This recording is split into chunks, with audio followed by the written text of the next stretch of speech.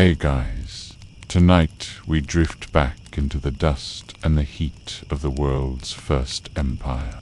You find yourself at the heart of Akkad, standing at the edge of a palace courtyard, while the sky is still painted in pale pinks and faded blues. The air is warm, but not yet scorching. The kind of morning you only get before the Mesopotamian sun decides to turn the earth into a frying pan. And here's the thing you're about to shadow none other than Sargon of Akkad, the man who went from cupbearer to king. You probably won't survive this day, at least not if you had to carry his weight on your shoulders. But don't worry, you're safe, wrapped up in blankets, drifting along with me. So, before you get comfortable, take a moment to like the video and subscribe, but only if you genuinely enjoy what I do here. And I'd love for you to drop your location and your local time down in the comments. It's always fun to see where everyone's listening from across the world. Now, dim the lights, maybe turn on a fan for that soft background hum, and let's ease into tonight's journey together. The palace is quiet, though not truly silent. There's always some faint rustle sound shifting in the wind. Guards adjusting spears, the faint bleat of goats from the courtyard pens. Inside, Sargon's chambers are alive with slow ritual. Servants stir before the king himself, arranging his garments for the day. Linen, carefully woven and dyed with the faintest tinge of purple, because nothing screams authority like wearing a color most people can't afford even to dream of. His sandals are set out, leather-worked, soft but sturdy, stitched by hands that may never meet him, but whose craft will quite literally carry him across the empire. He wakes early, not because he likes it no great ruler, actually, enjoys waking before dawn, but because ruling requires showing the sun you read just as relentless as it is. There's water brought in, cool from jars buried deep in clay pits, and Sargon washes. Hygiene wasn't exactly a Mesopotamian strong suit. This is, after all, a people who thought crocodile dung might make decent sunscreen. But for the king, even a simple rinse is layered with ritual meaning. Purification before the day begins. And here's a mainstream fact. Historians generally agree Sargon ruled for 56 years, an astonishingly long reign given the usual chaos of early Mesopotamian politics. 56 years means a lot of mornings like this, over and over, until habit and duty fused into something unshakable. But the mornings are never all the same. Sometimes the servants whisper about omens, an owl calling oddly at night, or a star that glowed a little too brightly. Mesopotamians took omens seriously. Historians still argue whether Sargon himself was more practical than superstitious, but he certainly let the priests interpret these signs. And you can bet if someone reported a goat giving birth to twins with one crooked leg, it made its way into the royal record. Today, though, the omens are favorable. The lamps burned evenly through the night. No disasters, no freak eclipses, just the creeping promise of another hot day. As he dresses, the air fills with faint incense. Pine, resin, or cedar. Imported luxuries that remind you just how far Akkadian reach extends. These aren't local plants. They come from distant lands. shipped along rivers and carried by caravans that know the road only because Akkad's armies keep it open. Sargon doesn't need to brag. Every breath he takes is proof of conquest. You follow him as he steps into the open courtyard, where the first rays of sunlight scatter across baked brick walls. This palace, though grand by the standards of the day, would look modest to you now. Mud brick, decorated with carved reliefs and painted murals that fade in the sun.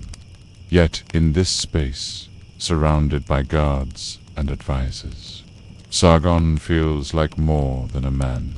He feels like the axis around which everything turns. He greets the day not with words, but with ritual gestures.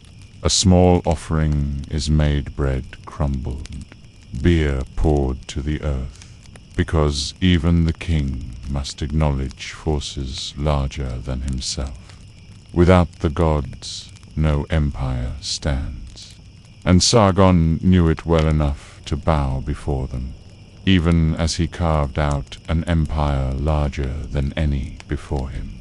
There's something almost casual in how he takes this moment, yet the weight of it is impossible to ignore.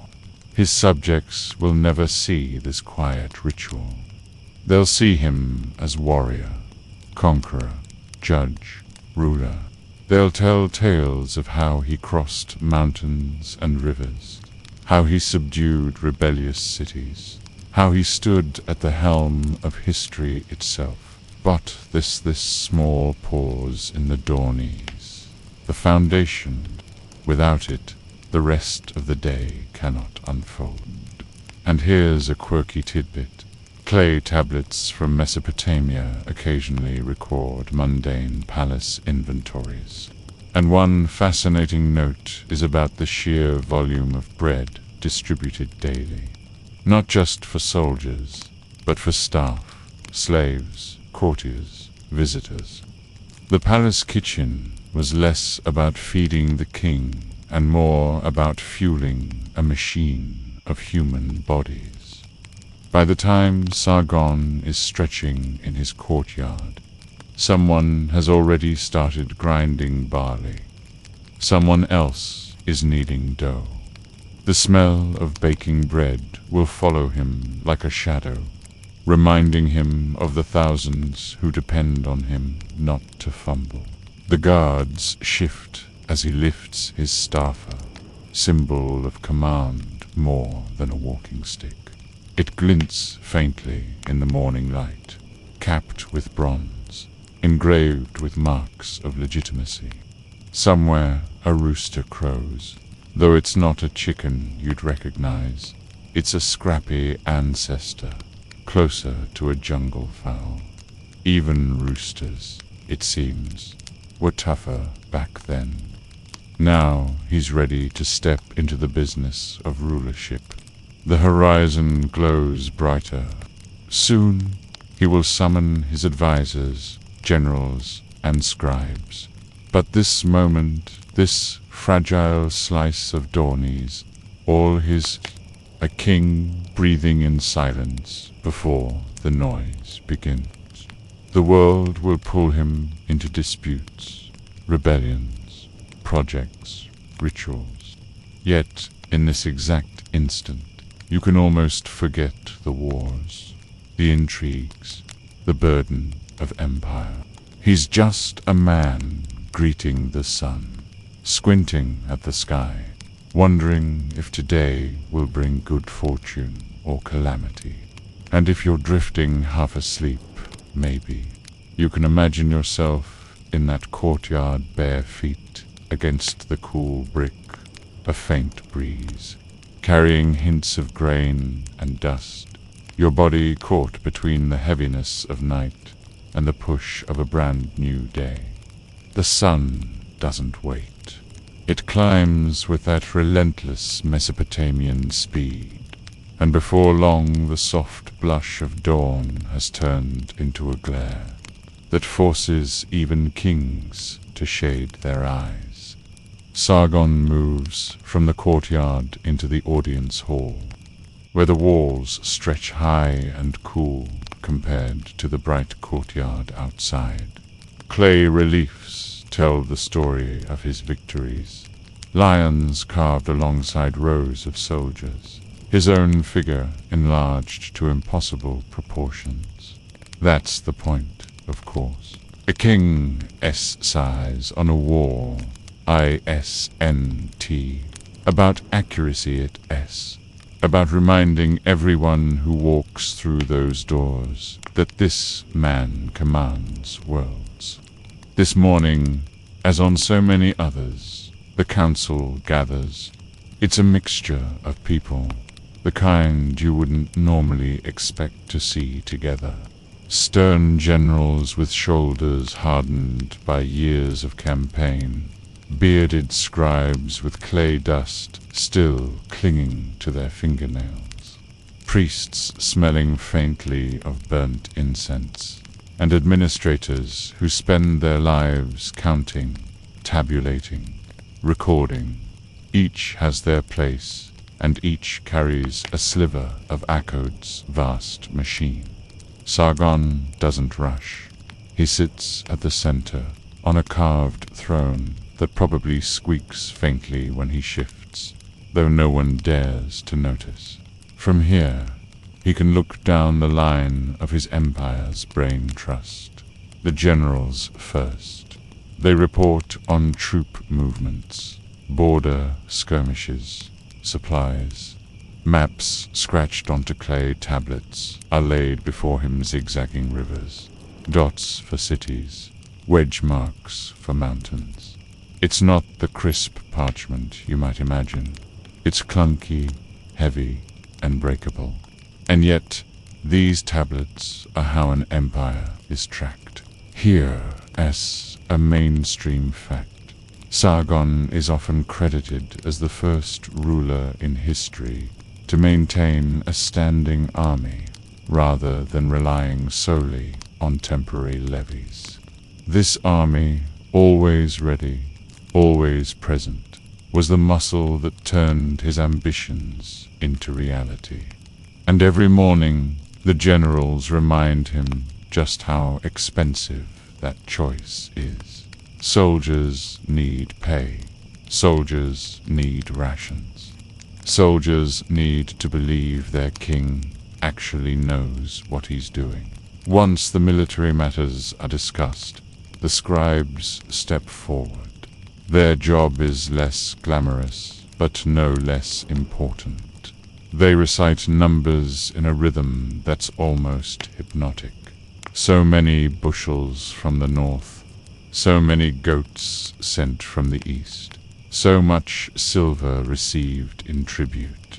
To you, it might sound like the driest account book ever kept, but to Sargon, it's the pulse of empire. He hears life in those numbers, the hum of cities, the sweat of farmers, the weight of taxes that fuel everything from palaces to canals. Historians still argue whether Sargon personally cared about these details, or whether he simply let administrators handle them. But given his reputation as both warrior and organizer, it's not unreasonable to imagine him leaning forward, sharp eyes catching when a number doesn't match what he remembers from a previous report. He wasn't just some figurehead waving from balconies. He built something durable, and durability demands focus. A priest steps in next, his robe trailing, voice deliberate. He reports on omens, sacrifices, the mood of the temples. The gods, after all, have their own say in politics. A slightly undercooked lamb, a flame that sputtered out to fast. These are warnings that might steer policy. And Sargon listens. Because ruling Mesopotamia, ISNT, just about men and soldiers and Brexit, S, about convincing everyone that the gods themselves endorse Akkad. Without that, power slips through fingers like sand. And here's a quirky tidbit. In some records, there's mention of kings consulting not just priests, but also dream interpreters. Imagine the Tan Empire's fate, swinging on whether someone thought a dream about falling figs was a warning or a blessing. The line between superstition and statecraft was basically non-existent. The conversation in the hall flows like a tide, at times heated, a general insisting that a rebellious city requires punishment now.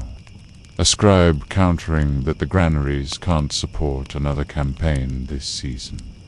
A priest suggesting the gods frown on marching during a particular festival. Sargon listens, weighing, sometimes letting the noise rise just to see who shows their hand. He doesn't shout. He doesn't need to. When he finally does speak, it cuts through everything. His voice is steady, but it carries the weight of a man who has walked battlefields and ordered cities to rise and fall. He rules not by drowning others out, but by absorbing, processing, then deciding. That's his true power. You can almost picture him leaning back slightly, one hand resting on the carved arm of his throne, as he speaks decisions that ripple across an empire. Soldiers dispatched here, taxes adjusted there, a festival granted, a punishment delayed. Each word binds thousands of people to a course of action they didn't even know was being decided. And while all this unfolds, messengers hover at the edges, dusty, tired, smelling of horses and rivers. They wait to be acknowledged. Their tablets contain updates from provinces too far for any advisor to know firsthand. The empire stretches hundreds of miles north into the mountains, south toward the sea. These clay messengers are like veins carrying news to the heart. Sometimes good, sometimes disastrous. But Sargon insists on hearing them, because distance is the enemy of control. There's a pause, a kind of lull in the meeting, when a tray is brought in bread, dates, watered beer. Not a feast, not yet. Just a reminder that even rulers need calories. He breaks bread, offers a piece to one of the scribes. It's a small gesture, but it blurs the line between absolute power and shared labor. Without these men, his empire is nothing. Without him, they are nothing. Here's the rhythm of power at its most intimate. Not swords clashing or armies marching, but people in a hall, murmuring over clay and bread, trying to hold a world together, one decision at a time. And if you let yourself sink into it, you can hear that murmur almost like a lullaby there. Scratch of styluses in clay, the soft hum of voices, rising and falling, the occasional clang of a spear but against the floor when a guard shifts his stance. It's slow, it's repetitive, and it's the grind of empire. And strangely, it's soothing, like knowing that even in the chaos of ancient Mesopotamia, there were meetings, minutes, arguments about grain counts, and long discussions over whether a goat's cough meant the gods were unhappy. By the time the council begins to thin, the sun is high enough to pour through narrow windows. The air is warmer, buzzing faintly with flies. The generals and priests bow out, their words still echoing. The scribes pack up clay tablets carefully into baskets lined with straw, because one dropped tablet can erase a city's record. The hall slowly empties until only a few guards remain, spears glinting dully in the sun. Sargon rises last. He doesn't rush. He takes a moment to breathe in the silence, as if absorbing the weight of all those voices, then turns toward the next duty of the day. Outside, the city stirs louder. No merchants shouting, animals bleating, wheels grinding over cobbles. Akkad is awake, and its king has set its course for another day. The council's murmurs still hang in the air as Sargon steps into the palace courtyard once again. But now the sun has claimed its throne above the city. Akkad hums with life markets already brimming, smiths hammering away at copper, children darting between clay houses, chasing each other through alleys that smell of smoke and fresh bread. And yet, for the king, the next task isn't war or treaties, it's grain. He moves toward the granaries, escorted by guards and trailed by scribes, who carry tablets like shadows carry bodies. The granaries themselves are enormous clay brick structures, thick-walled to keep the heat out and the mice away. They rise like squat fortresses, with only narrow vents to allow air to flow. For Sargon, these are just as important as city walls or spears. What's an army without bread? What's an empire without food? A steward bows deeply and hurries forward to begin the inspection. He rattles off numbers that sound endless, measures of barley from the south, millet from the highlands, wheat gathered from tributary cities that dared not shortchange the empire. Sargon listens, but he doesn't just nod along. His eyes linger on the tall sealed jars, the neatly stacked sacks tied with reed ropes, the faint smell of grain dust rising in the warm air. He doesn't need to be a farmer to know when a sack is half filled, or a guard looks a little too nervous. Here's a mainstream fact. One of the great administrative breakthroughs of Mesopotamia was the use of standardized measures. Those clay cone markers and official weights that ensured no one could quietly shrink a delivery.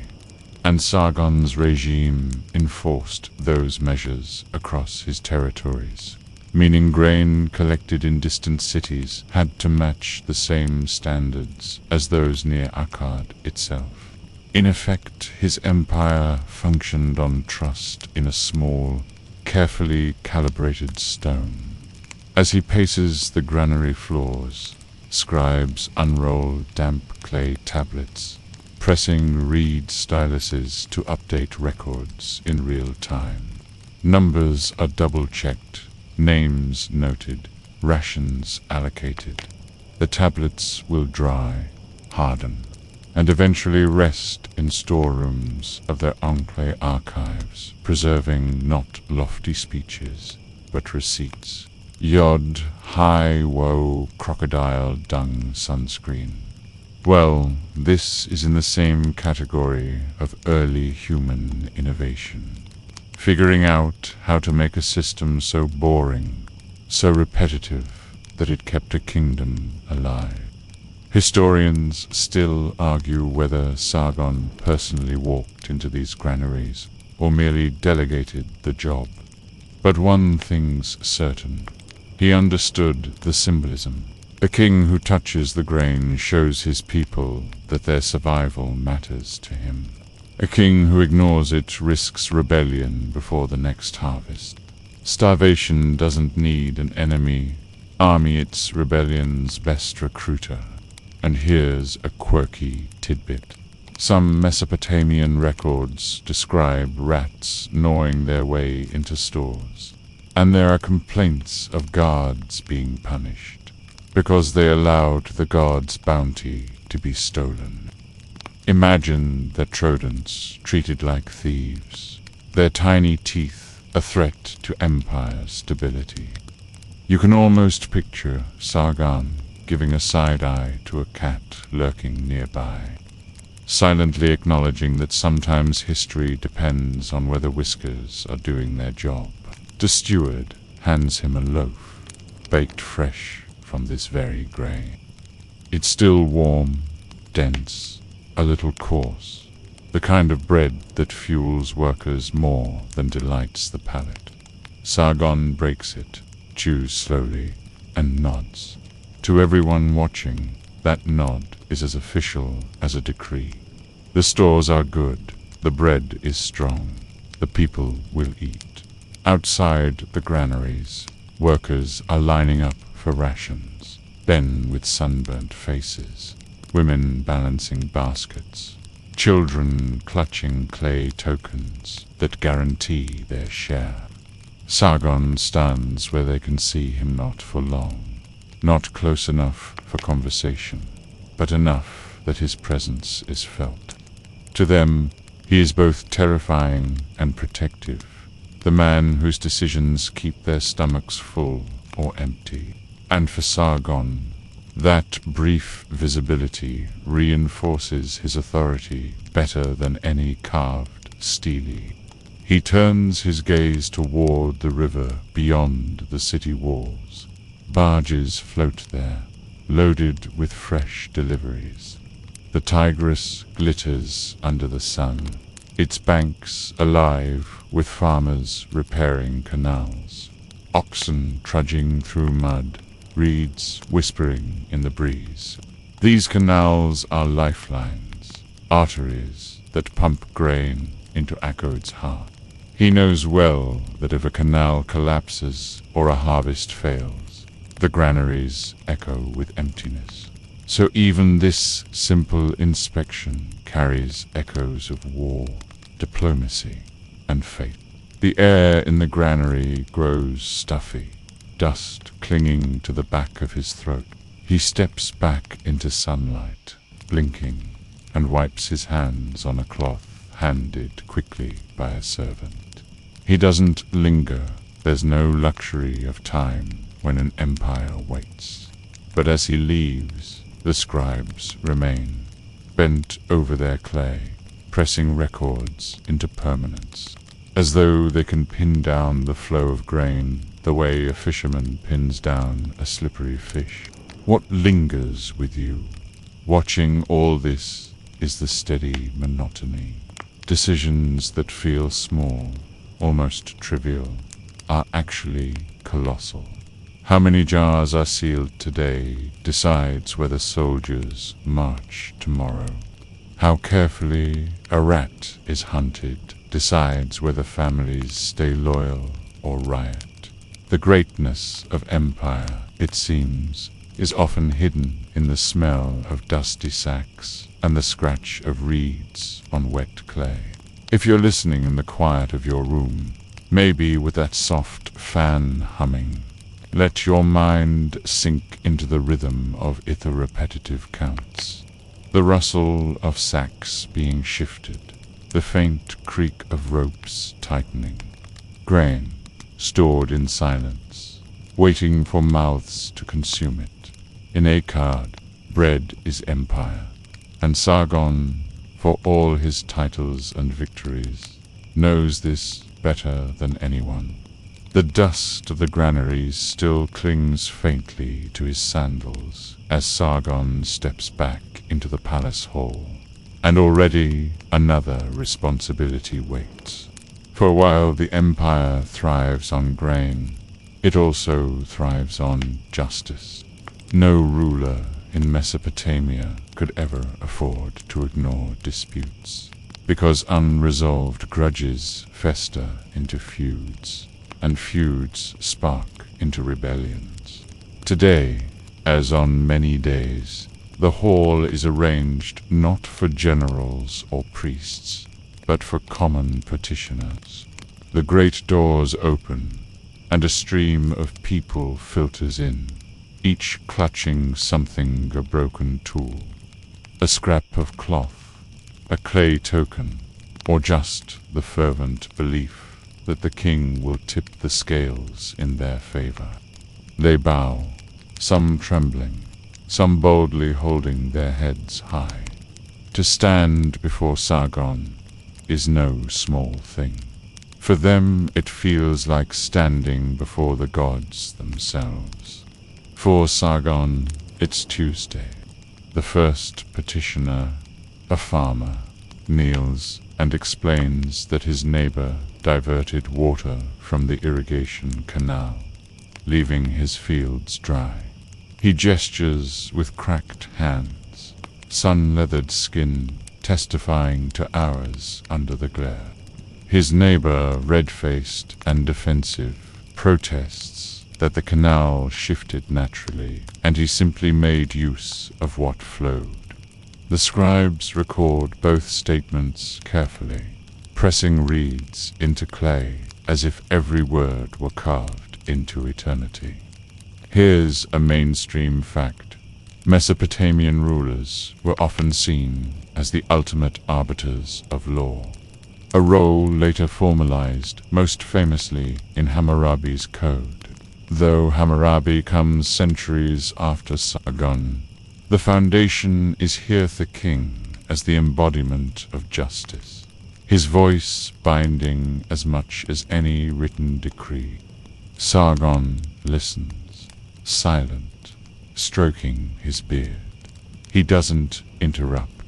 He lets each man empty his story until the hall grows restless with murmurs.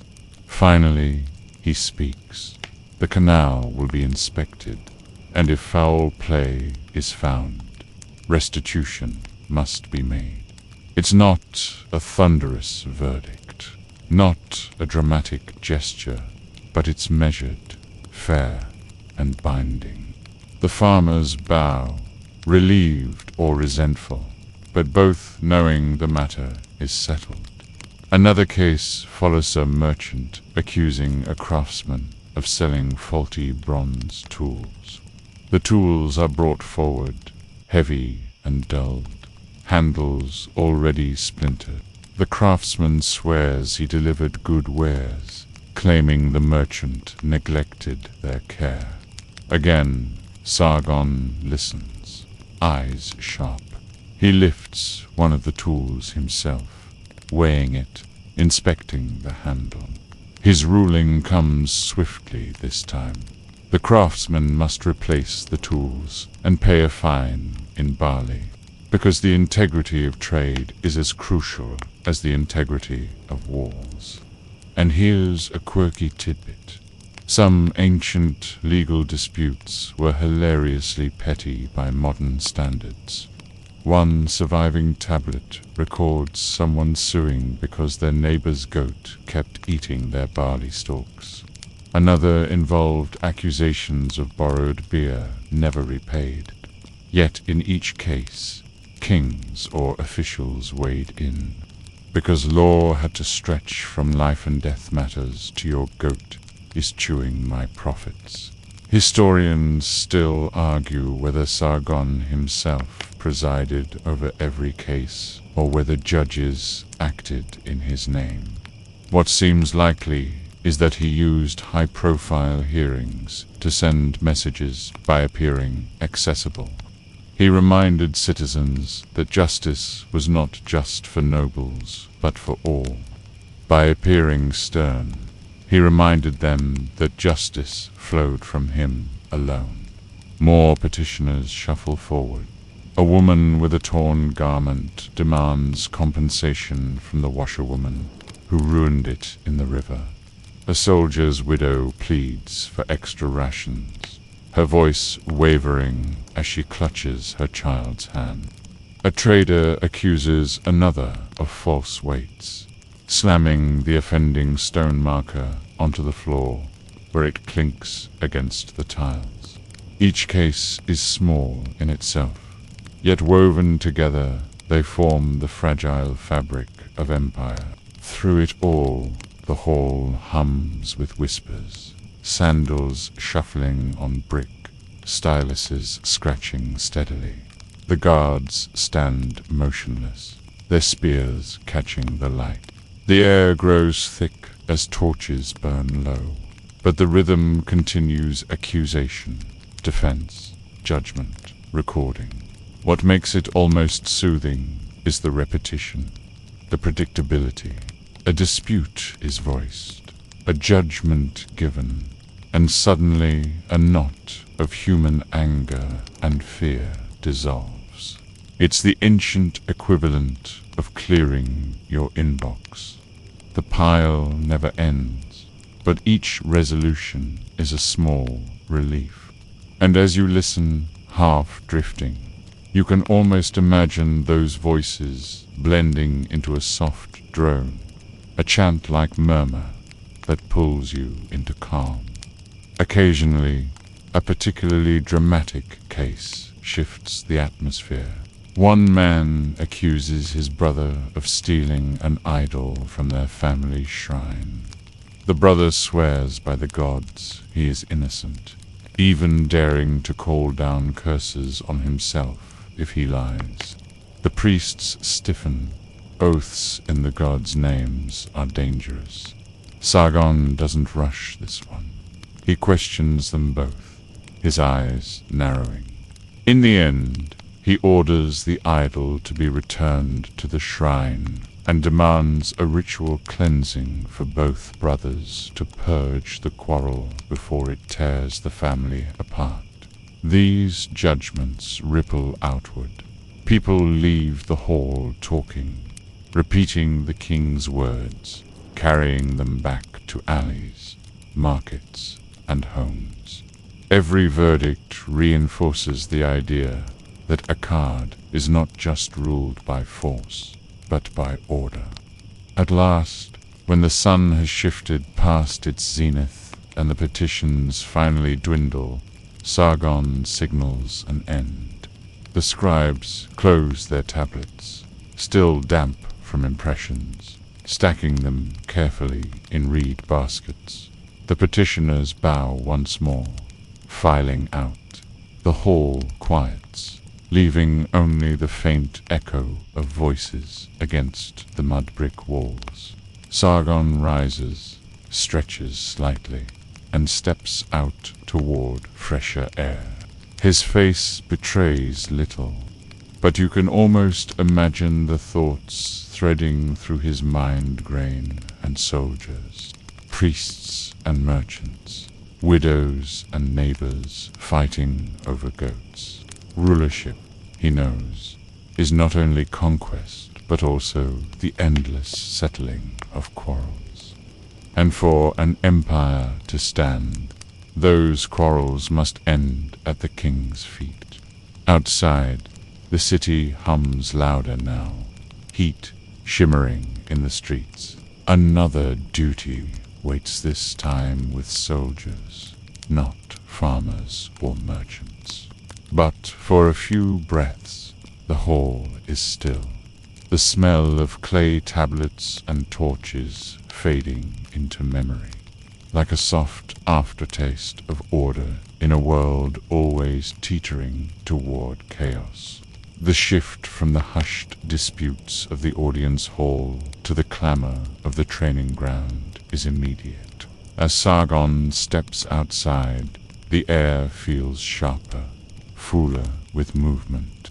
The courtyards echo with the thud of sandals striking hard-packed earth, the clang of bronze weapons clashing in drills, the sharp bark of orders shouted by captains who have spent more years in the sun than under a roof. This is no quiet chamber of scribes and clay tablets. This is the heartbeat of his empire's muscle. Sargon walks slowly along the edge of the practice field, his staff tapping against the stone with each measured step. The soldiers straighten at his presensum with pride, some with a little too much stiffness, as if hoping their posture alone might win favor. Dust swirls in the heat, stinging the eyes, but no one dares slacken when the king himself is watching. Here, a mainstream fact, Sargon's empire is remembered as the first to truly maintain a professional standing army. A force not disbanded after harvest or war, but kept constantly at the ready. It's what allowed him to campaign year after year, far beyond the reach of city-states that relied only on temporary levies. What you see here on this field is the very core of that innovation: discipline, permanence, and the daily grind of preparation. Archers release arrows in precise volleys, their strings humming almost musically. Infantry practice maneuvers with spears and shields, forming tight walls that advance in unison. A cluster of chariots rattles around the perimeter, their wheels kicking up grit, horses sweating under the Mesopotamian sun. The sight is impressive, but what strikes you more is the sheer repetition. Over and over, the same drills. Step, strike, shield up. Step, strike, shield up. Historians still argue whether Sargon himself actually trained alongside his men or merely inspected them. The truth probably lies somewhere in between. While a king might not spend hours sweating in armor, Sargon built his empire as a soldier before he was a ruler. He knew the weight of a spear, the ache of marching, the sting of dust in a wound. To stand here and only observe would be unlike him. And so, in moments like these, he likely joined in not for long, not with the same rigor as his captains, but enough to show that he, too, knew what it meant to carry Akkad's burdens. A soldier hands him a spear, polished but heavy. Sargon grips it with ease, spinning it once before planting it firmly into the dirt. The men cheer softly, encouraged not by theatrics, but by the reminder that their king is one of them. Then, with a quick motion, he raises it into guard and spars briefly with a captain, the clash of wood and bronze ringing out across the field. The king doesn't fight recklessly. He's not trying to prove invincibility, but he fights convincingly, his movements steady and trained. Sweat beads along his brow, dust clings to his robe, and for those few minutes there is no throne, no granary, no council only, the raw unity of warriors in practice. And here a quirky tidbit. Some cuneiform tablets hint that soldiers were occasionally paid, not just in silver or grain, but also in beer rations. Imagine an empire's army running partly on barley brew, with thirsty soldiers encouraged to see loyalty as literally squenching. The daily grind of marching might have felt just a little easier with a jug of beer waiting at the end of it. The drills resume after the brief sparring. Captains shout adjustments. Men shift formations. Archers correct their stances. Sargon walks among them, sometimes pausing to adjust a shield strap, sometimes offering a word of encouragement, other times simply letting his gaze linger long enough that a soldier swallows hard and corrects his posture. Presence alone can be as commanding as any sword. Beyond the training ground, you notice the stables rows of horses tended by grooms, their hides gleaming with sweat and oil. Chariots stand propped against walls, their wheels checked and rechecked. A broken axle here, a lame horse. Their such small failures can unravel entire campaigns. Sargon inspects these too, not with the detail of a craftsman, but with the eye of someone who knows that an empire lives and dies not on kings. Words, but on whether a wheel turns smoothly when the moment comes. There is a rhythm to all of it, a kind of martial lullaby. The thud of spears hitting shields, the creak of leather straps, the grunts of men heaving in unison. It might sound harsh at first, but listen long enough and it becomes a pattern. Steady and repetitive, like waves crashing against the shore. And in that rhythm lies a strange comfort, the knowledge that this discipline, this grind, is what keeps Akkad's vastness intact. As the sun edges higher, the heat grows oppressive. Soldiers' faces shine with sweat, tunics clinging, but still the drills continue. No one complains aloud. Complaints, after all, don't last long in armies where loyalty is tied as much to fear as it is to respect. The king eventually signals a pause. Water is brought out in clay jugs.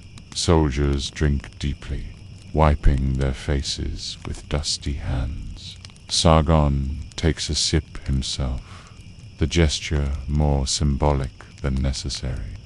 To drink what they drink, to share the same water, it is a reminder that the king is not an untouchable figure floating above them, but a man bound to the same thirst, under the same sun. And when he finally turns away, leaving the training ground, the soldiers bow, their movements stiff but reverent. They will remember this brief moment, this reminder that their ruler once held a spear, as they do. And Sargon knows that in their memories, loyalty is cemented not by fear alone, but by the echo of dust and sweat shared in the morning heat. The city walls cast long shadows now as he steps back toward the palace, the clang of training fading behind him. Ahead, another duty waits this time, not with soldiers, but with gods. For in Akkad, even the strongest armies march only if the heavens permit. From the drill grounds the path winds inward again, through shaded corridors where the heat of the day feels momentarily softened. But the relief doesn't last, because the next duty pulls Sargon not toward comfort, but toward reverence. His feet carry him to the temples, those great brick stairways, where the earthly and the divine blur, where offerings rise like smoke to gods, who decide whether empires stand or crumble. The temple of Ishtar dominates the skyline. Its mud-brick walls climb high, layered with fresh plaster that glimmers faintly in the sun. Bright banners flutter from the upper tiers, dyed deep reds and purples that catch the eye even against the brilliance of Mesopotamia's sky. Drums echo faintly inside, a slow, measured beat that feels as much heartbeat as music. For Sargon, this place is not optional. It is central. An empire runs on soldiers and grain, yes, but it also runs on the gods' favor, or at least on the people's belief in that favor. He enters barefoot, sandals left at the door, as priests step forward to guide him. The air inside is cool, heavy with incense that clings to the lungs, frankincense, myrrh, resins imported at costs that would stagger the common farmer. Light filters through narrow windows, striking polished copper vessels and catching on the white of priests' robes. The hum of chanting fills the space, rhythmic, steady. So even if you don't understand the words, the cadence alone lulls you into calm. At the heart of the temple, a statue of Ishtar towers, her features both serene and fierce. She is the goddess of love and war-two domains. Sargon knows all too well. He steps forward with a tray of offerings, bread, dates, figs, and a bowl of fresh beer. The priest accepts them, lifting hands skyward, reciting prayers in a voice that quivers between reverence and authority. Here's a mainstream fact. Sargon often credited Ishtar for his victories, claiming it was she who granted him rule over the lands from sunrise to sunset. Temples in Akkad were not mere religious centers. They were banks, storehouses, political machines. To honor Ishtar was to strengthen both the people's faith and the machinery of empire. The rituals unfold with practiced precision. A lamb is led forward, pure white, its bleat sharp against the low hum of chants. Its sacrifice is swift, the blood caught in bowls, the entrails carefully inspected for omens. Priests bend low, murmuring about the patterns they see. The king listens with a face that betrays nothing. Perhaps he believes, perhaps he merely knows belief is necessary, but either way, the ritual continues. Historians still argue whether Sargon himself was devout or pragmatic. Did he kneel because his heart feared the gods, or because his mind understood that fear of gods was the strongest glue to bind an empire? The line is impossible to pin down. Maybe it was both, bent here as a quirky tidbit. Mesopotamian priests sometimes sprinkled flour over a sacrificed animal as liver before reading it, claiming the powder highlighted divine patterns more clearly. Imagine a king's fate being decided by what looked suspiciously like kitchen seasoning. Yet these rituals mattered because the people believed they mattered, and so the king did too. The chanting swells, drums beating louder, incense thickening. Sargon bows. Not deeply kings don't prostrate themselves, but enough to show respect. The priests intone blessings, asking Ishtar to keep his enemies scattered, his fields fertile, his children safe. For a moment, the hall vibrates with collective breath, every sound merging into something almost hypnotic.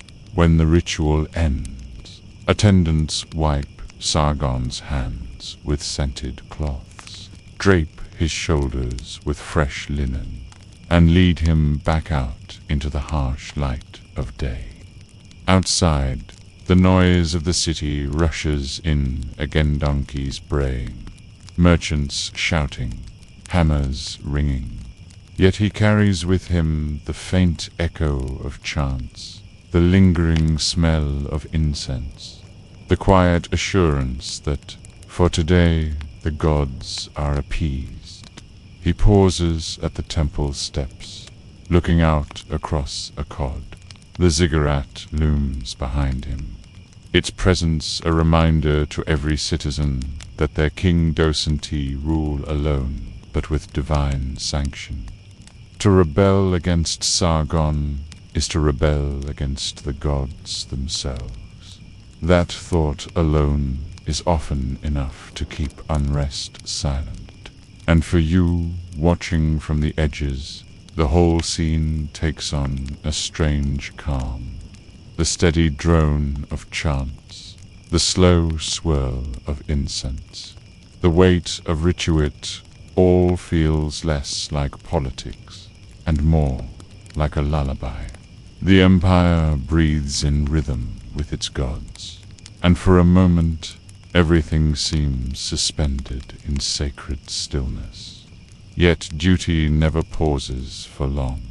Messengers are already waiting at the base of the temple steps, clay tablets in hand, their sandals worn from days of travel. The gods have had their turn. Now the empire's letters must speak. The smell of clay and ink lingers faintly in Sargon's senses as he leaves the hall of scribes, but another aroma soon takes over roasting meat, spiced stews, the heavy perfume of garlic and onions simmering in clay pots. The palace kitchens are alive, bustling in preparation for the royal banquet. In Akkad, feasting isn't just about food. It's politics, theater, and reassurance all rolled into one. The banquet hall itself is long and wide, mud brick walls painted with faded murals of hunts and victories. Low tables are laid out in careful rows, reed mats and wooden stools arranged for nobles, generals, priests, and favored guests. At the far end, Sargon's place is set higher, not dramatically, but enough to remind everyone where the center of gravity lies. Bronze lamps cast a warm glow, their flames flickering and bending as servants hurry back and forth with trays. The guests file in, each bowing as they approach, each gauging how much attention the king spares them. For them, this feast is not about filling stomachs, it's about proximity to power. To sit closer to Sargon means favor, influence, and the quiet bragging rights that ripple out into the city's gossip. To be seated far away means something has cooled in one's standing, or that Sargon is reminding everyone of the hierarchy that sustains the empire. Here's a mainstream fact. In Mesopotamian courts, feasts often doubled as diplomatic events, a chance for rulers to show generosity while subtly displaying their wealth and reach. Bread, beer, and meat weren't just meals. They were proof of the empire's abundance. The food arrives in waves.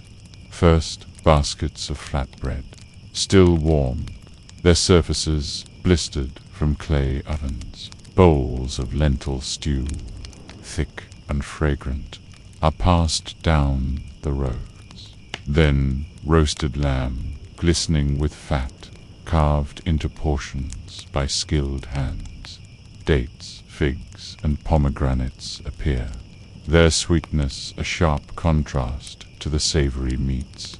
Jugs of beer, always beer, the drink of the landar poured into clay cups, the liquid foams slightly cloudy, thick with barley residue. Sargon eats sparingly at first, tearing bread, dipping it into stew, sipping beer. But what matters more than the food is the watching. He notices who leans forward too eagerly, who waits too long before speaking, who laughs too loudly at a general's joke. Every gesture is information. The banquet hall is not a place to relax. It's another battlefield where alliances are tested, not with swords, but with glances and cups of beer. Historians still argue whether Sargon's banquets were lavish displays of wealth or more restrained affairs. Some records suggest that food was measured carefully, distributed to reinforce hierarchy, while others hint at extravagance designed to dazzle foreign envoys. Either way, the truth remains. These meals were performances as much as they were sustenance. And here's a quirky tidbit. Beer in Mesopotamia was often drunk through long reed straws, because the unfiltered brew was thick with grain husks. Imagine nobles bending over clay jars, sipping carefully through reeds while trying to look dignified. The sight must have been both impressive and faintly ridiculous. The music begins lyres, plucking soft melodies, drums thudding gently, singers chanting hymns of Sargon's victories. The sound fills the hall like warm air, weaving between the chatter of nobles. Servants move constantly, refilling cups, replacing dishes, wiping up spills before they're even noticed. The rhythm of the banquet settles in. Eat, sip, speak, laugh. But beneath the surface, tension simmers. One noble praises the abundance of the granaries a little too pointedly, perhaps hinting at shortages elsewhere. Another compliments the loyalty of the army, eyes sliding sideways toward a general whose city recently muttered rebellion. Sargon hears it all, smiling faintly, never betraying irritation. To lose patience here would be to lose the stage. Instead, he occasionally raises his cup, and the hall falls into silence as everyone mirrors him. A simple gesture, but one heavy with meaning. His toasts are brief, to the gods, to victory, to Akkad. No rambling speeches, no unnecessary boasting, just steady reminders that their lives are tied to his rule. The feast stretches on, the air growing warmer with bodies, the lamps burning low, the smell of roasted lamb replaced by the heavier scent of spilled beer and smoke. Some nobles laugh too loudly now, their tongues loosened, while others grow quiet, measuring each word. Sargon remains composed, drinking less than most, his mind still sharp as the evening drifts onward. For those watching, the banquet is proof of stability. Bread, meat, music, laughter, all symbols that the empire stands strong.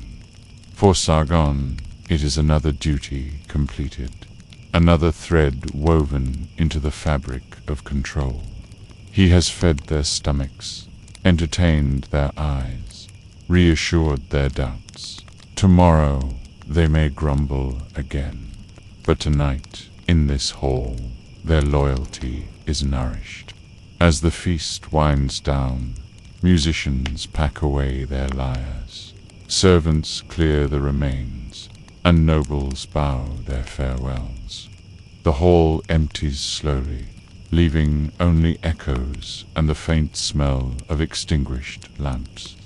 Sargon lingers a moment, gazing across the long tables, then rises. The day isn't finished yet. Beyond these walls, the city itself waits on, the people who must see their king walk among them. By the time the last lamps in the banquet hall are pinched out, the city is running at full volume, and Sargon is ready to step into it. Public presence is not a luxury for him. It is policy. It is the most persuasive speech he gives without opening his mouth. When he takes to the streets of Akkad, the city feels its own pulse, reassured that the heart still beats steady. You can hear it in the rise and fall of voices as word spreads ahead of him, like wind traveling a field of grain. The king is walking, He leaves the palace with a measured entourage, not so large that it smothers him, not so small that anyone forgets who he is. Spearmen flank him in tidy pairs, their bronze blinking in the hard light. A fan-bearer trails just behind, feathers stirring the air with slow dignity. There is a parasol too angled to tame the glare, carried by a servant who has perfected the art of being visible and invisible at the same time. Sargon's steps are unhurried. The pace is deliberate, almost lulling, as if he is reminding the city that he will not be rushed by noise, heat, or rumor. The main avenue opens before him, a river of dust and voices.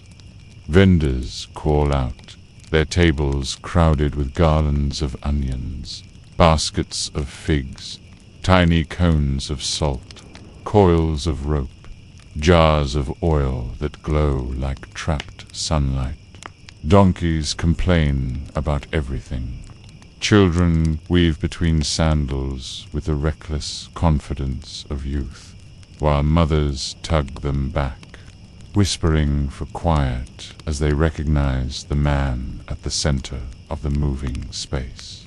The smell of the day is layered cook fires, wet clay, wool, and that clean, sharp note of crushed reeds underfoot. Prit is messy and human and somehow comforting, like a familiar song you can hum in your sleep. Sargon does not lecture. He does not wave like a festival idol. He does something simpler and far more effective. He lets himself be seen.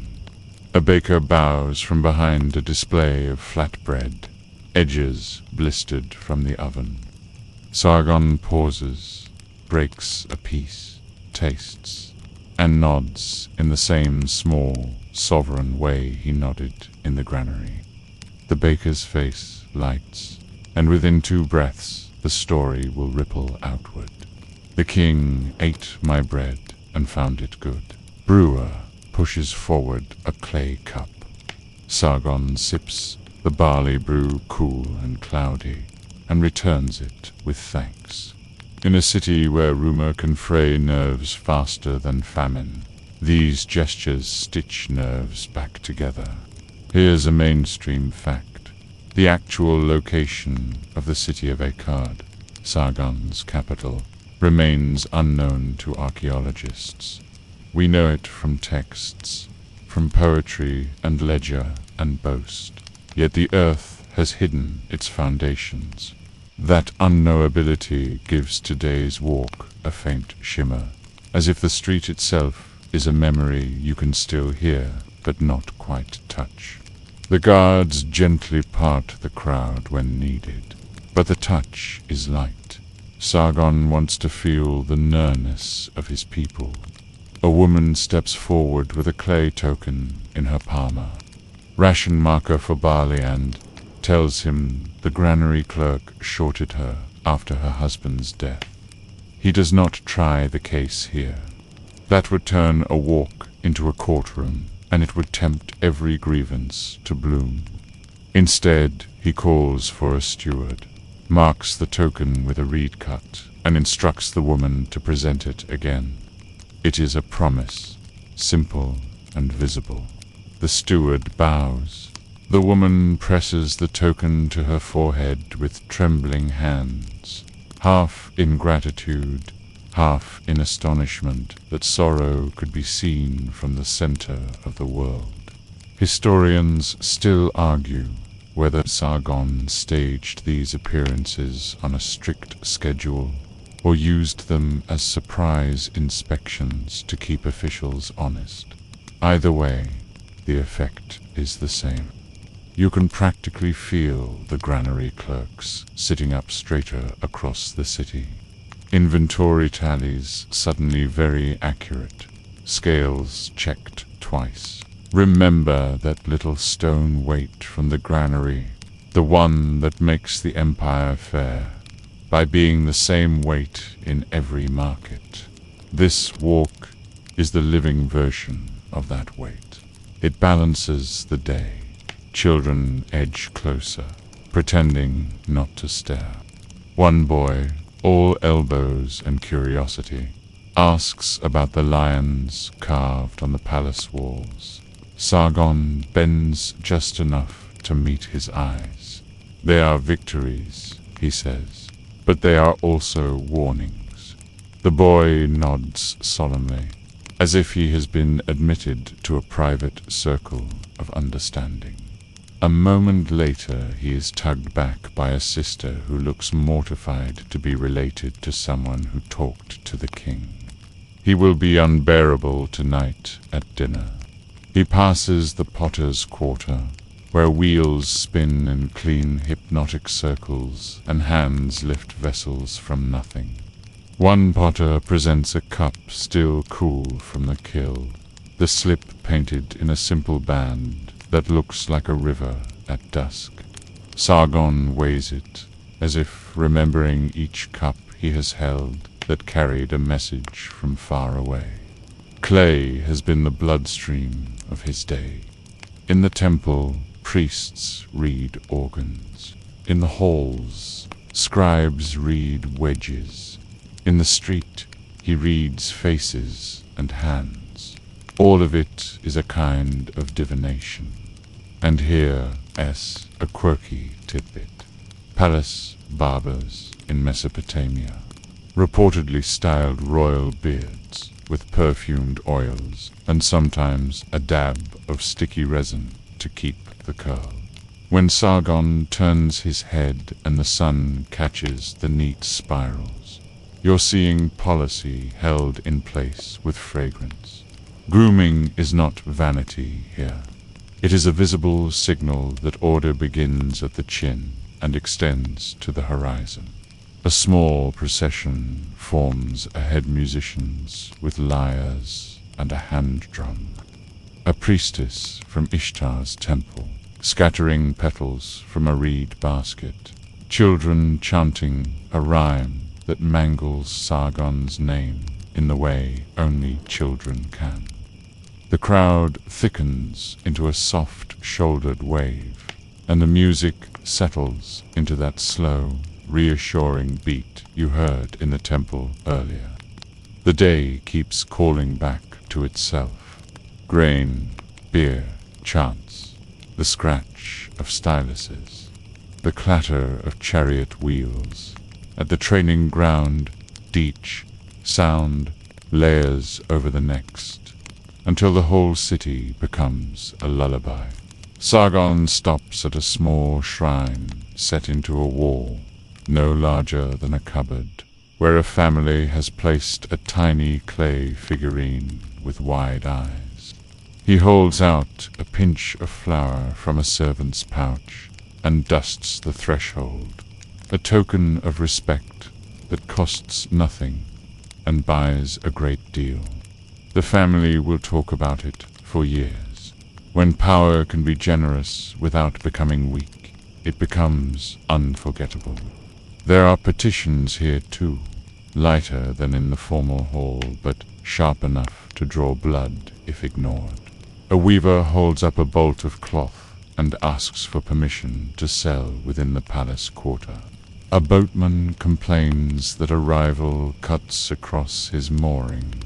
A shepherd claims dogs were killed by city guards who feared wolves in the night.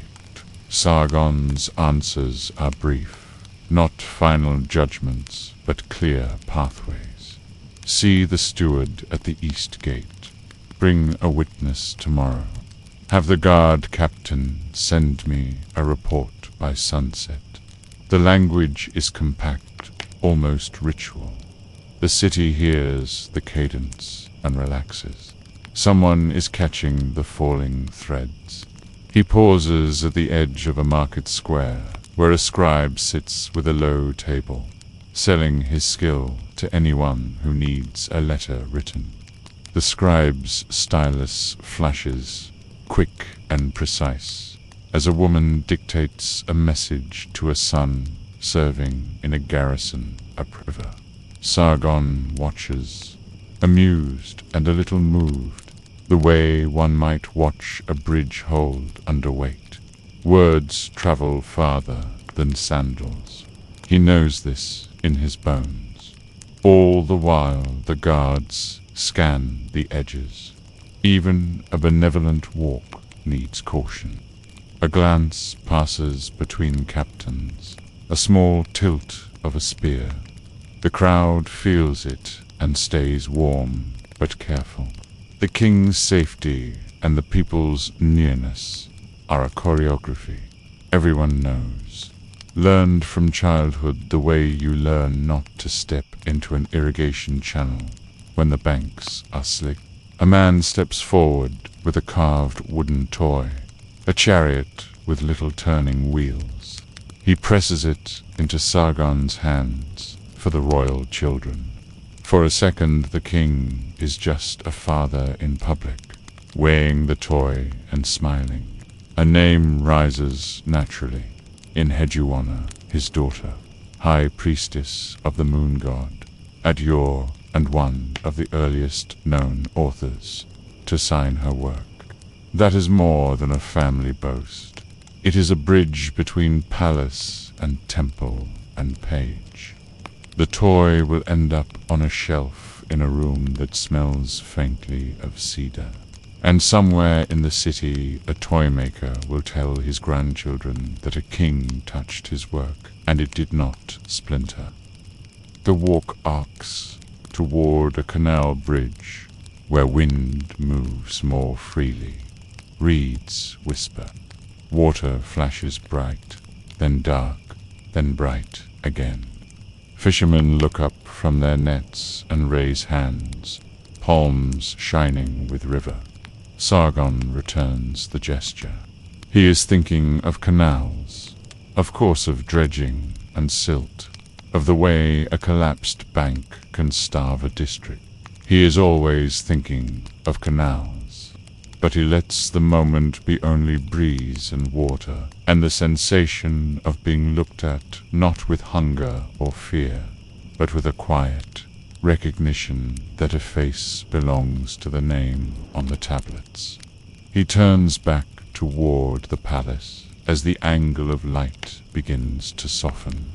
The edge of the day has rounded. People peel away in gentle curls, returning to stalls and doorways and work tables, taking their stories with them. You can almost hear the versions already forming. I saw him near the potters. He ate bread from my cousin's basket. He fixed a token with a reed cut. He stood by the bridge, and the wind caught his cloak. Each story is a small coin, and together they pay for another day of order. On the threshold of the palace gate, Sargon pauses and looks back. He does this not for the crowd, which has thinned, but for himself. A ruler spends so many hours within walls' audience halls, granaries, training courts, sanctuaries of incense, that he must occasionally reintroduce himself to air. The city breathes, and he breathes with it. The parasol dips, the spears level, the fan rests, the gate swallows him, and the noise outside begins to blur into evening. What remains with you is the steadiness.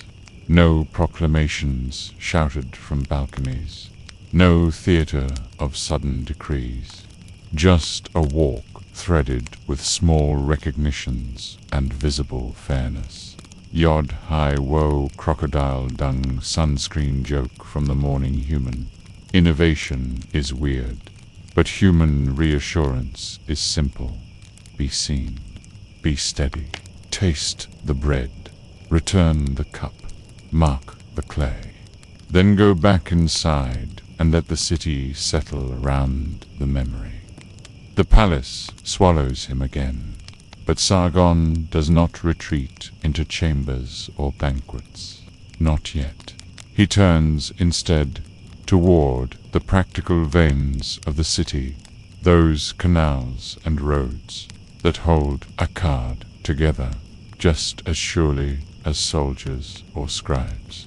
Infrastructure may not sparkle with divine glamour, but without it, empires crack like dried clay. And Sargon knows that his rule is not measured only in victories, but in how water flows and wheels turn. The canals first. Akkad breathes with the Tigris, its banks the lifeblood of farms and markets. Sargon rides out along a causeway, the heat softened now by late afternoon. Farmers line the edges, bent low, checking channels with reeds in hand. Water rushes steady, brown and glittering, but not without problems. Sediment piles against bends. Banks crumble under goat hooves. Weeds choke narrow stretches. A foreman hurries to meet the king, bowing so deeply his hair brushes the dust. He explains in rushed tones. The southern canal silted after last flood. Men need more tools. The work lags. Sargon listens with the same stillness he carried in the judgment hall. He does not wave it away. He asks instead, how many men, how many days, how many baskets of reeds needed for reinforcement? The foreman, startled by the precision, rattles off answers. A scribe records them, clay damp on his lap. Orders follow. More laborers pulled from nearby districts, baskets supplied from palace stores. Inspection to be repeated in 10 days. Here, a mainstream fact. Mesopotamian kings were judged not only by battles, but also by how well they maintained irrigation. Canals collapsing meant famine, and famine meant revolt. Sargon's longevity as ruler is tied to this constant attention. He could conquer cities, yes, but he also kept barley fields alive. The inspection moves on. At one bend, Sargon kneels, scooping a handful of silty water. He lets it run back through his fingers, measuring its thickness. He sees what a farmer would see, what a soldier would see, whether the water can flow fast enough to nourish, slow enough to soak, strong enough to carry barges. The king's hand becomes a barometer of empire. Historians still argue whether Sargon directly supervised such works or merely sent officials in his stead. But the stories of him appearing suddenly at a canal, at a road, or on a bridge suggest he valued being seen in these places. A king who touches mud earns a loyalty no statue can match. And here, a quirky tidbit. Clay tablets record occasional complaints from workers forced into canal labor, sometimes comparing it to punishment. One fragment even hints that men feigned illness to escape dredging duty. Imagine dodging empire building by coughing dramatically until the overseer rolled his eyes. Yet still, the canals were cleared and the barley grew. Beyond the waterworks, Sargon turns to roads. Akkad's reach is vast, stretching north into mountains, south toward the Persian Gulf. Roads are arteries, carrying troops, messengers, merchants, and tribute. On this inspection, he sees carts rumbling with timber, donkeys laden with copper, travelers from distant cities trailing dust like a second cloak. He halts near a bridge, its planks uneven, one beam showing signs of rot. The carpenters waiting their pails slightly when they realize who is watching. Sargon examines it, tapping the beam with the butt of his staff. listening to the hollow sound. He commands immediate repair, orders stronger timber sourced, and ensures the road captain records it. A broken bridge is not just inconvenience, it is a choke point that starves armies and isolates allies. The rhythm of this duty is oddly soothing. Men argue about reeds versus clay, donkeys bray, workers drag baskets of silt. The sun slides lower, shadows stretching across water and road. You can almost hear the chant of laborers as they dredge, the slap of mud in baskets, the creak of wheels on stone. It is repetitive, practical, strangely calming an empire being maintained one shovel of mud, one plank of wood at a time. A farmer approaches with a bundle of leeks, offering them awkwardly to the king. Sargon accepts, bites one raw, the sharp flavor burning his tongue. He nods once, as though to say, yes, this is the taste of a city that works.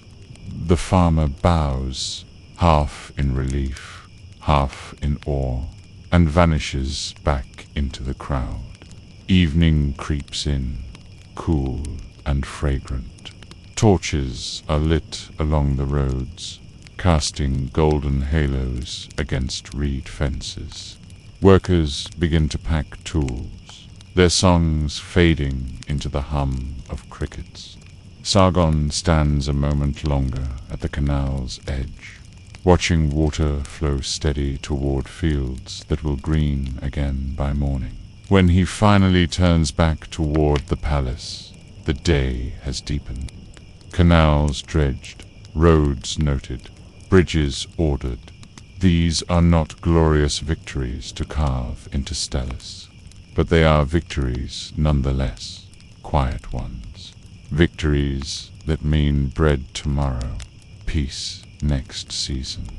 Stability for a city that still believes its ruler carries the god's order in his hands.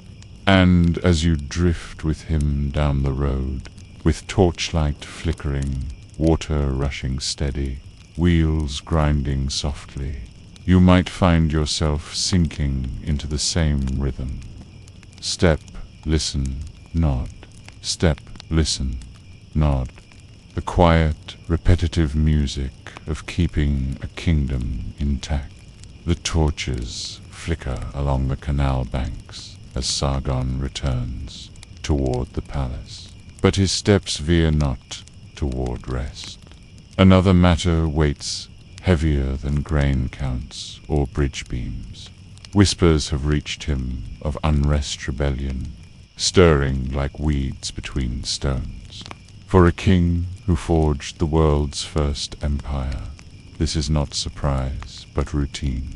Every conquest leaves someone plotting revenge in the dark. Tonight, as on many nights, Sargon sits with his generals and advisors to weigh the tremors of disloyalty. The war hall is smaller than the banquet chamber, but its air is denser. Maps scratched on clay tablets are spread across low tables, lines marking rivers, dots for cities, wedges for mountains. Soldiers stand at attention, their sandals scuffing dust as they shift under the lamp's glow. Sargon sits at the center, staff resting across his knees. He listens as a messenger delivers the latest report. A city in the east has delayed tribute. Men gather in its square, muttering about independence. So governor's name is mentioned with suspicion. Peer as a mainstream fact. Many of Sargon's campaigns were not against foreign strangers, but against rebellious city-states within Mesopotamia itself. Akkad's empire was stitched together from dozens of proud cities, each with its own gods, traditions, and grudges. Holding them together was like gripping reeds in water. Tighten too much, and they snap. Loosen too much, and they float away. The generals argue in sharp bursts. One demands swift retaliation. Send troops. Crush the city before the murmurs grow teeth. Another cautions patience, noting the army is stretched thin from guarding distant frontiers. A priest interjects. Perhaps the gods' favor must be sought before blood is spilled. The voices rise, clash, overlap. Sargon remains silent, the eye at the center of the storm. Historians still argue whether Sargon ruled by sheer force or by deft diplomacy. The truth, as usual, is tangled. He was a conqueror, yes, but also a strategist, who understood when to wield the spear and when to hold it in check. Tonight, you see that balance. He waits until the voices strain, then lifts his staff. Silence falls instantly. He orders a measured response, not a full army, but a detachment of seasoned soldiers, enough to remind the city of Akkad's reach without draining the capital's defenses. Alongside them, he sends emissary scribes bearing tablets that both threaten and promise. Tribute is demanded, but leniency offered if obedience is swift. The message is clear. Rebellion is folly, but forgiveness is possible. To resist is to be ground beneath Akkad's boots. To submit is to be fed from Akkad's granaries. And here, a quirky tidbit. Some records suggest rebellious leaders were punished by having their statues smashed, their names erased from tablets. It was more than humiliation, which was an attempt to unmake them in memory. In a world where immortality depended on words pressed into clay, erasure was as final as death. The generals nod, some grudgingly, some with relief. Orders are dispatched. Scribes scratch tablets furiously, sealing them with cylinder seals pressed deep into wet claytony artworks of lions and gods, ensuring authenticity. Messengers seize them and hurry out into the night, their sandals already coated in dust before the wax dries on the lamps. The hall grows quieter. The tension of decision lifts, replaced by the steady buzz of preparation. Captains check rosters. Priests murmur blessings. Guards shift their weight with renewed purpose. Sargon remains seated, his gaze steady on the map. He knows this cycle too well. Rebellion, response, pacification, tribute. It will not end, not in his lifetime. The empire is too vast, too new, too hungry for peace to last. His task is not to eliminate rebellion, but to manage it like trimming weeds so crops can grow. For you, watching, the rhythm is almost lulling. Voices rise, decisions fall, tablets are stamped, messengers vanish. Over and over, a pattern as predictable as the scratch of reeds in wet clay. Even rebellion becomes part of the king's daily duties. Another sound folded into the empire's steady hum. Sargon finally rises, his cloak brushing the floor, his staff striking once against the map table. The generals bow, relieved the king's judgment has been cast. The room empties, leaving only the faint smell of oil lamps and the ghost of arguments still clinging to the walls. He walks back into the courtyard. Night now falling heavy, stars blinking sharp above Akkad. Somewhere beyond those stars, perhaps, the gods laugh at the endless cycle of human defiance and control.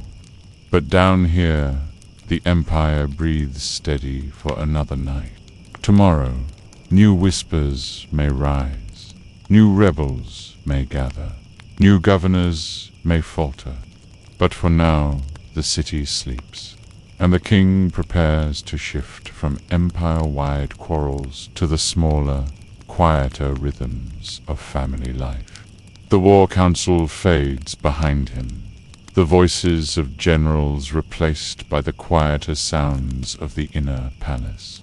Torches glow softly in the courtyards now, flames bending in the evening breeze. Here, beyond the noise of soldiers and scribes, lies another part of Sargon's Dequieter, more private, but no less important. The empire may rest on armies and canals, but its future rests in the lives of his household, in children who carry both his blood and his ambitions. He enters the family quarters, where the air smells faintly of cedar chests and warm oil. The rooms are decorated not with murals of conquests, but with woven rugs, polished vessels, carved toys scattered by restless little hands. For a king who commands from dawn to dusk, this is a different world, one that reminds him he is not only ruler, but husband and father. The children rush forward, some bold, some hesitant. They grab at his robe, tugging, laughing, showing him tiny clay figurines they molded that day. One has made a crude soldier with a shield. Another presents a lopsided lion that cracks slightly when she holds it too tightly. Sargon kneels, accepting each gift as though it were tribute from distant cities. His smile, rare in council, comes more easily here. Here's a mainstream fact. Sargon's daughter, in Hejuana, became one of the most important figures of Mesopotamian history. Appointed as high priestess of the moon god Nana in yore, she is also the world's earliest known author to sign her works.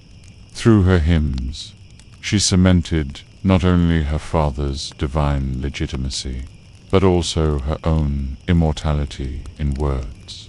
Imagine bedtime stories in this household, a daughter destined to write poetry that survives millennia, listening to tales of empire building as if they were nothing more than evening lessons. Historians still argue whether Sargon's attention to family was heartfelt or calculated. Did he cherish these evenings as a father, or did he see in them the machinery of dynasty children as heirs, daughters as priestesses, marriages as alliances? Perhaps it was both. A king could not afford to separate affection from politics. In Akkad, love and legacy were intertwined. The wives of the household appear, their steps measured, robes brushed with faint perfume.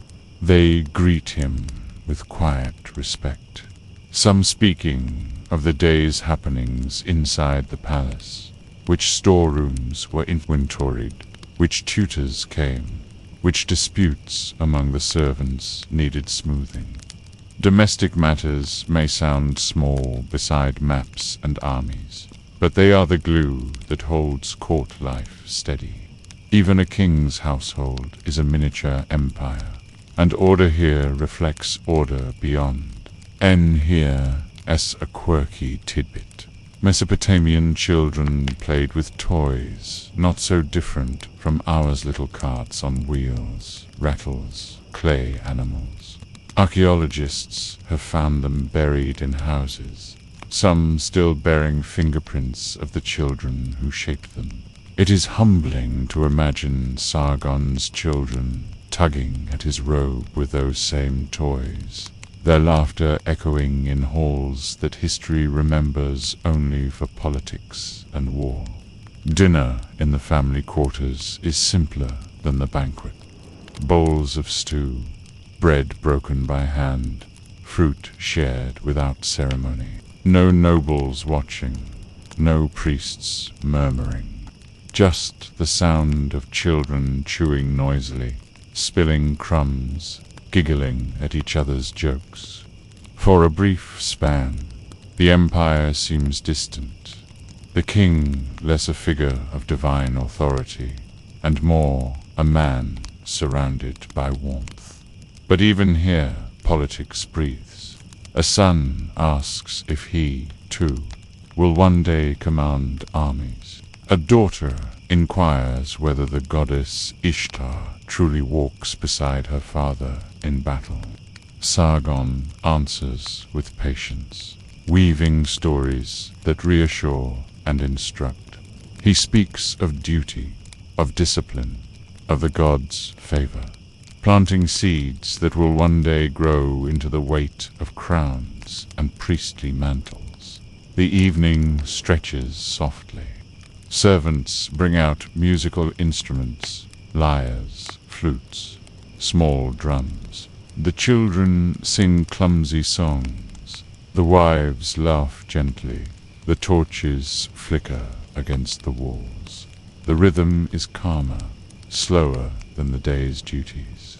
If the council chambers hummed like bees, and the banquet clattered with voices, this room hums like a lullaby. At one point, Sargon lifts his youngest child into his lap. The child curls against him, already half asleep, head tucked under his chin.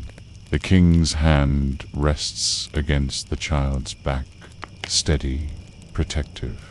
For a man who holds empires in his grip, this is perhaps the heaviest and most delicate responsibility of all, carrying the fragile future without crushing it. When the children are finally led to their beds, the room's quiet again. Only the faint sound of crickets and the distant rush of the river filters in. Sargon sits with his wives for a while longer, discussing plans, listening to stories, sharing the silence that follows a long day. There is no crown here, no staff, no need for proclamations, just the simple, necessary act of being present. When he rises, the lamps gutter low. Another duty awaits the reception of envoys from foreign lands, but for a moment he lingers at the doorway, glancing back at the small clay toys scattered on the floor. They are fragile, easily broken, yet enduring in their own wage, just like the empire he spends every waking hour maintaining.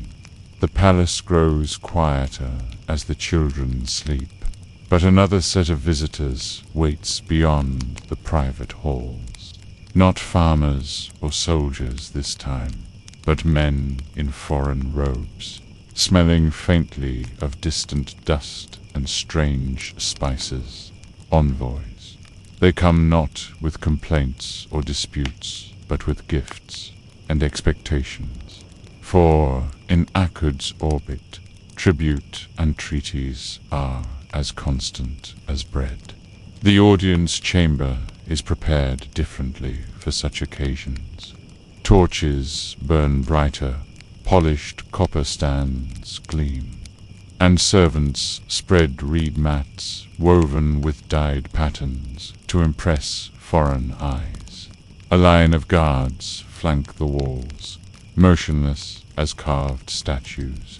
Sargon sits tall upon his throne, not stiff, but with that deliberate poise that signals both welcome and warning. Here has walked among his citizens today, eaten with nobles, touched clay tablets. Now he becomes something larger, the face of Akkad to the outside world.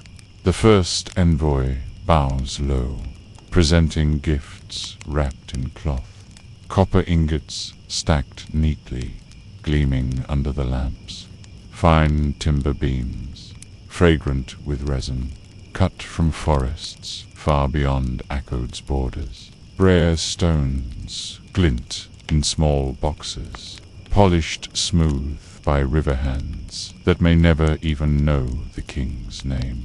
Each gift is lifted high, displayed by attendants for all to see. Here's a mainstream fact. Sargon's empire stretched across much of Mesopotamia and beyond, making him one of the first rulers in history to oversee regular tribute from conquered lands. These gifts weren't generosity, they were obligations, proof of submission. Each envoy kneeling here is less a diplomat and more a reminder of Akkad's reach. The king acknowledges each offering with a nod, gestures for scribes to record them, and only then speaks. His words are measured, thanks for loyalty, assurances of protection, gentle reminders that tribute must continue. His tone is steady, neither overjoyed nor hostile. A ruler cannot seem too greedy, but neither can he seem satisfied enough to be ignored. Historians still argue whether Sargon handled these audiences personally or left them to chamber officials. But considering his reputation for direct control, it is easy to picture him here, watching each envoy's posture, listening for the tremor in their voice, noting whether gifts are generous or stingy compared to last year. And here's a quirky tidbit. Some envoys, nervous in the presence of kings, reportedly brought animals as gifts: dogs, birds, even monkeys. Imagine the scene of a monkey tugging at a guard S-beard, while a scribe tries to record its weight as tribute. Whether such animals amused Sargon or irritated him, they still ended up catalogued like sacks of grain. Tonight, the gifts are respectable, but the words that follow are more important. One envoy praises Akkad's soldiers for protecting trade routes. Another cautiously hints that a neighboring kingdom eyes Akkad's wealth with envy. The air thickens slightly with tension, though smiles remain painted on every face. This is the dance of diplomacy. Gifts now, warnings folded between compliments, the suggestion of threats cloaked in politeness. Sargon listens, patient, his eyes never leaving the speaker. He responds not with promises, but with statements of fact. Akkad is strong. Akkad's gods are pleased. Akkad's roads and canals keep wealth flowing. He does not threaten openly. He does not need to. The gifts on the floor, the guards along the walls, the very stones of the palace speak louder than words. The envoys bow again, relief flickering in their movements as the audience nears its end. Servants pour beer, offering cups to both guests and Akkadian officials. The drink is thick, cloudy, sipped through long straws as conversation loosens. Small laughter rises, a little forced, but enough to signal that the tension is easing. For you, drifting into this rhythm, the scene becomes almost hypnotic. The steady sequence of bows, gifts lifted, words exchanged, scribes recording, guards standing still, repeats. soothing in its predictability, a theater of loyalty where every actor knows the lines, even if they mutter them under their breath. When the envoys finally withdraw, escorted politely but firmly, the chamber quiets. The gifts are carried to storerooms, recorded meticulously on fresh tablets. Akkad grows richer not by battle alone, but by this constant flow of tribute. Sargon leans back slightly, exhaling. He has not fought tonight, not judged, not even touched a canal bank, but this duty is no less weighty. To receive gifts is to remind the world that Akkad commands both fear and admiration. To accept tribute is to say, without saying, that Akkad endures. The lamps burn lower, shadows stretching across the chamber floor. Beyond the palace walls, the city has begun to sleep. But inside, the king has one more duty before the day ends, to face his own thoughts in the quiet. When the noise of empire fades to whisper, the palace feels different now. The hum of the day has dimmed, torches flicker low, and the once bustling courtyards are quieter, punctuated only by the distant shuffle of guards or the soft cry of a night bird perched along the walls. This is the time when Sargon can finally step away from the flow of voices, the press of obligations, the endless weight of other people's eyes. Now he faces something far more difficult to manage, his own thoughts. He moves to a chamber set aside for these nightly rituals, a place simple compared to the banquet halls and council rooms. The walls are bare, save for a niche where a small oil lamp burns steadily. A basin of water rests nearby, along with a low stool and a reed mat. It is not luxury he seeks here, but focus. The staff he carried all day leans against the wall, no longer needed. He lowers himself onto the mat and exhales, the sound heavy after so many words, spent commanding, judging, and negotiating. Before sleep, there is ritual. A servant brings a small offering, tray crumbs of bread, a drizzle of beer, a pinch of incense, and places it near the lamp. Sargon murmurs a prayer, not loudly, not for anyone else's ears.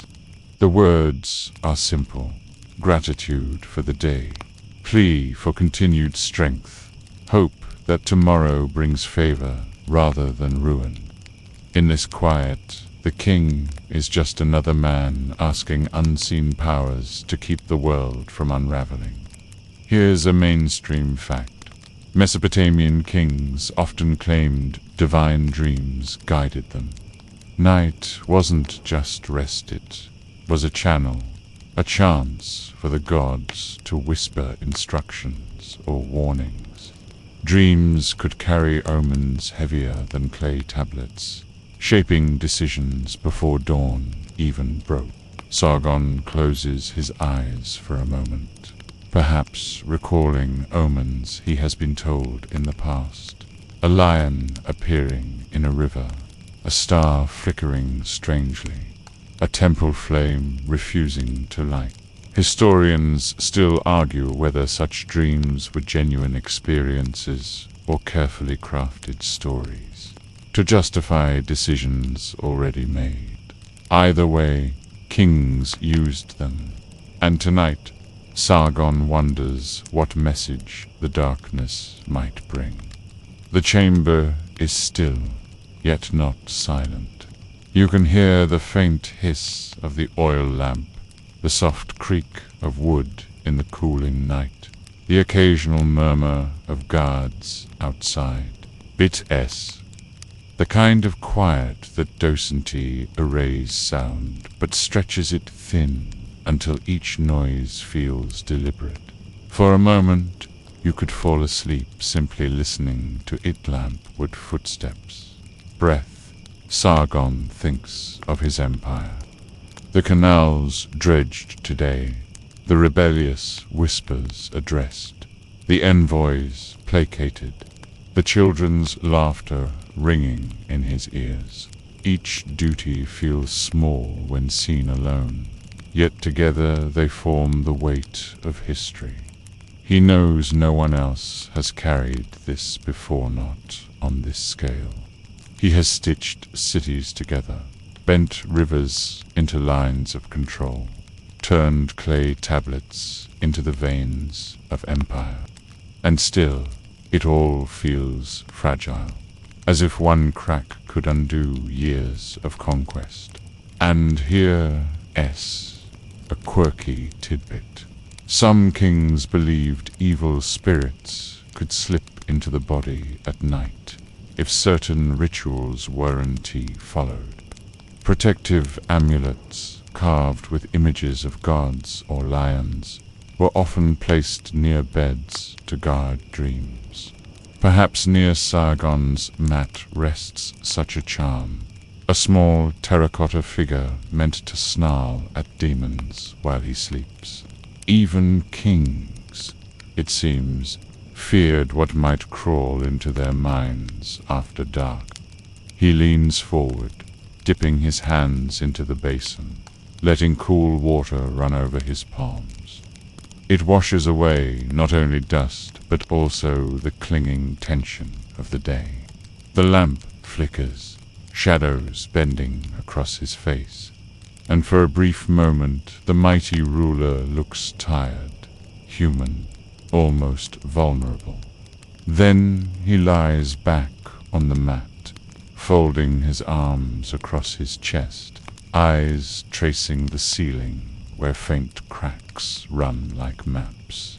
He thinks of battles past, of rivers crossed, of cities taken. He thinks of his children, their future, their ability to carry the weight he has built. He thinks of his name. Will it echo through time or fade into dust like so many before? The lamp burns lower. His breathing steadies. Outside, the city settles into its own rhythm.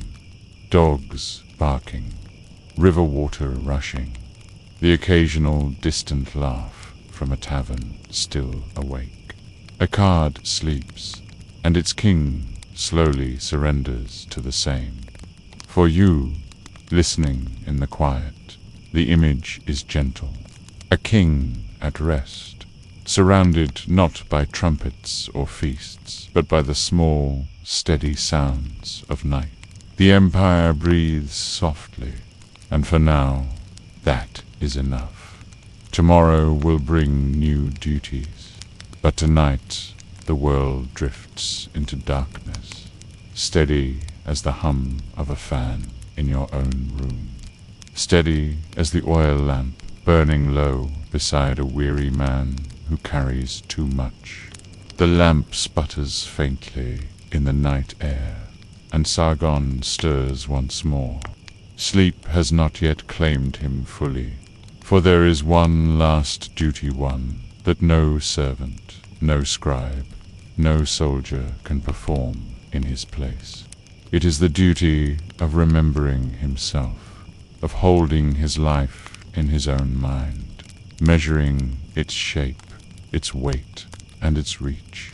He rises slowly, moving toward a balcony that overlooks the darkened city. Akkad stretches below, roofs huddled close together, streets faintly glowing where torches burn low. The air smells of baked dust and river reeds, softened now by the cool of evening. A hush has fallen across the city, broken only by a dog's bark in the distance, or the creak of a cart late returning home. Sargon leans against the rail, his gaze fixed not on the city but on the horizon, on the dark line of land that stretches into places he has conquered and places still unknown. For him, every direction is memory and ambition. Behind him lies the city he built, its walls sturdy, its canals flowing, its people fed. Beyond lies the stretch of lands he subdued, cities that once spat defiance and now send tribute. And further still, lands that no king has yet bound beneath one name. Here's a mainstream fact.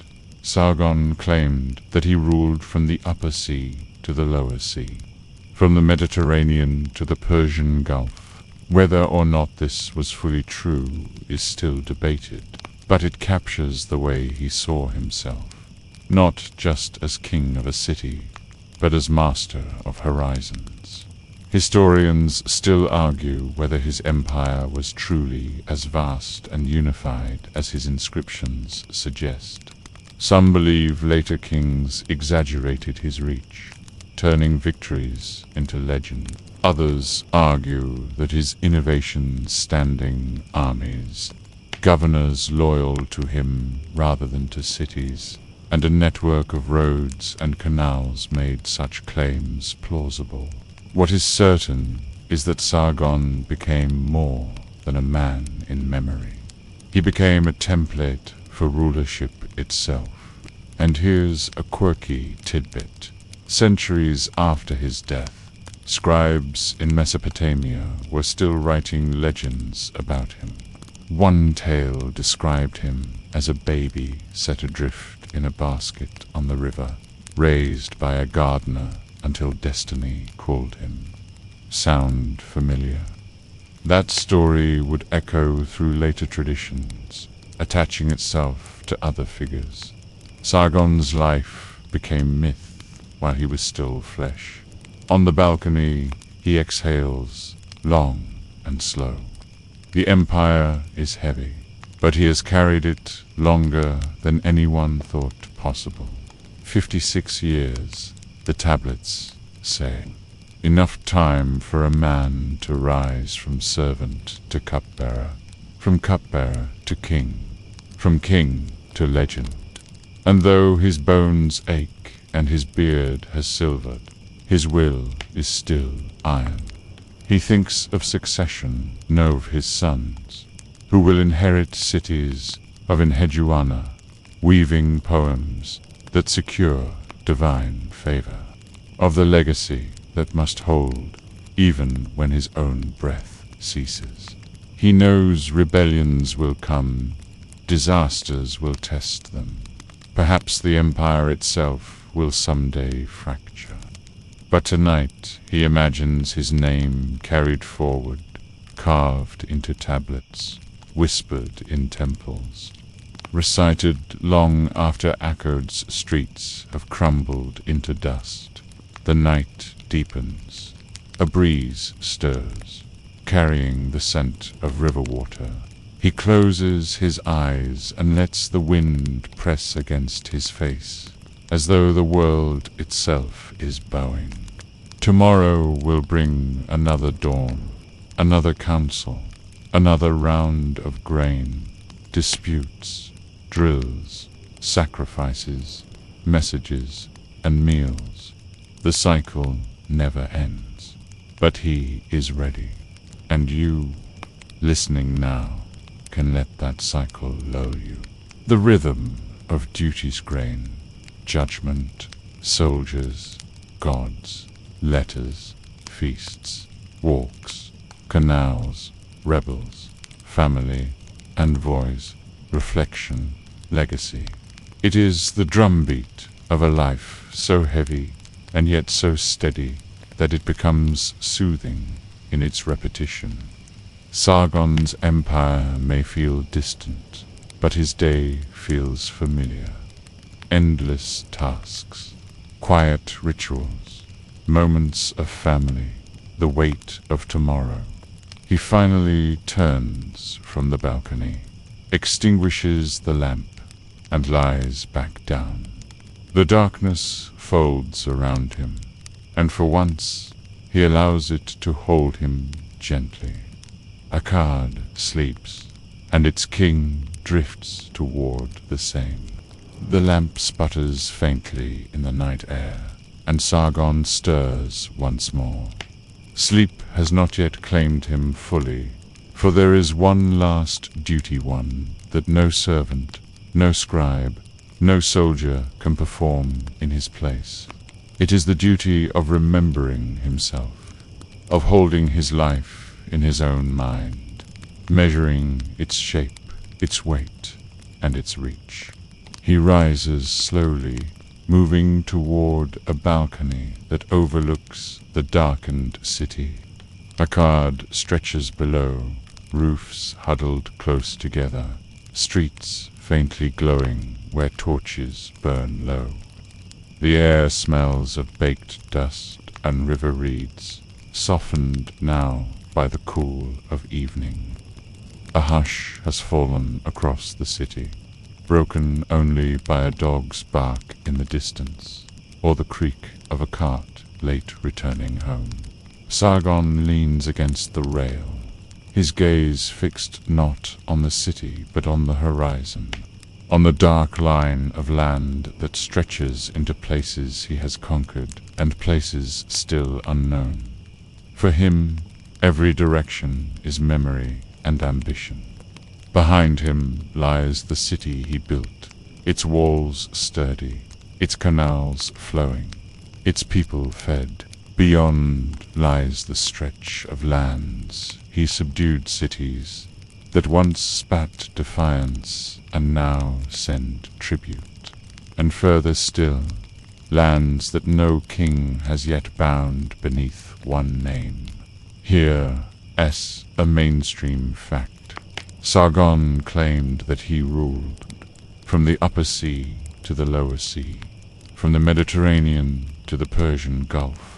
Whether or not this was fully true is still debated, but it captures the way he saw himself, not just as king of a city, but as master of horizons. Historians still argue whether his empire was truly as vast and unified as his inscriptions suggest.